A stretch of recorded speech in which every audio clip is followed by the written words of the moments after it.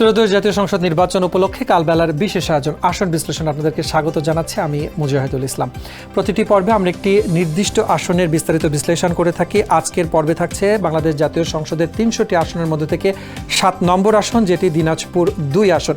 এই আসনটি বাংলাদেশের উত্তরের জেলা দিনাজপুরের নির্বাচনী এলাকা এবং এটার সীমানা দুভাবে নির্ধারিত হয়েছিল। ১৯৭৩ থেকে ১৯৭৯ পর্যন্ত এই আসনটি গঠিত হওয়ার সময় দেবীগঞ্জ এবং বোদা উপজেলা নিয়ে গঠিত ছিল।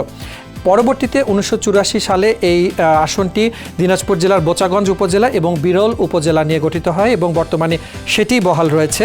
১৯৭৩ সালে স্বাধীন বাংলাদেশের প্রথম নির্বাচনের সময় এই আসনটি গঠিত হয়েছিল। চলুন দর্শক, এক নজরে দেখে নেওয়া যাক এই আসনটিতে মোট ভোটার কতজন রয়েছে এবং সেখানে পুরুষ এবং নারী ভোটার কতজন আছেন। মোট ভোটার আছেন ৩,৭১,৪১৮, যেখানে পুরুষ ভোটার রয়েছেন ১,৮৭,১১২, মহিলা ভোটার রয়েছেন ১,৮৪,৩৬৬, অন্যান্য শূন্য। এবং এই আসনটিতে মোট প্রার্থী এবারে নির্বাচন করছেন ৮ জন, স্বতন্ত্র প্রার্থী হিসেবে নির্বাচন করছেন ২ জন।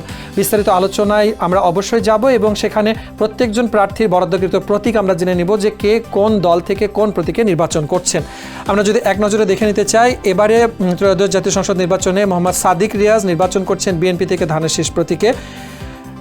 ১১ দলীয় জোট থেকে বাংলাদেশ জামাতে ইসলামের পক্ষে দাঁড়িপাল্লা প্রতীকে নির্বাচন করছেন AKM আফজালুল আনাম। মোহাম্মদ রেদওয়ানুল করিম রাবিদ বাংলাদেশ ইসলামী আন্দোলন থেকে হাত পাখা প্রতীকে নির্বাচন করছেন। মোহাম্মদ মোকাররম হোসেন বাংলাদেশ মুসলিম লীগ BML থেকে হাত পাঞ্জা প্রতীকে নির্বাচন করছেন।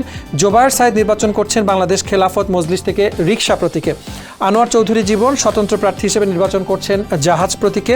মোহাম্মদ আনম বজলুর রশিদ স্বতন্ত্র প্রার্থী হিসেবে মোটরসাইকেল প্রতীকে নির্বাচনে প্রতিদ্বন্দ্বিতা করছেন এবং ৮ জন প্রার্থীর মধ্যে সর্বশেষে রয়েছেন মোহাম্মদ জুলফিকার হোসেন, জাতীয় পার্টি থেকে লাঙ্গল প্রতীক নিয়ে তিনি নির্বাচন করছেন। ত্রয়োদশ জাতীয় সংসদ নির্বাচনের এই বিশ্লেষণে আমরা ১৯৯১ থেকে ২০২৪ পর্যন্ত বাংলাদেশে যে নির্বাচনগুলো হয়েছিল সেই নির্বাচনের ফলাফল এক নজরে দেখে নিব।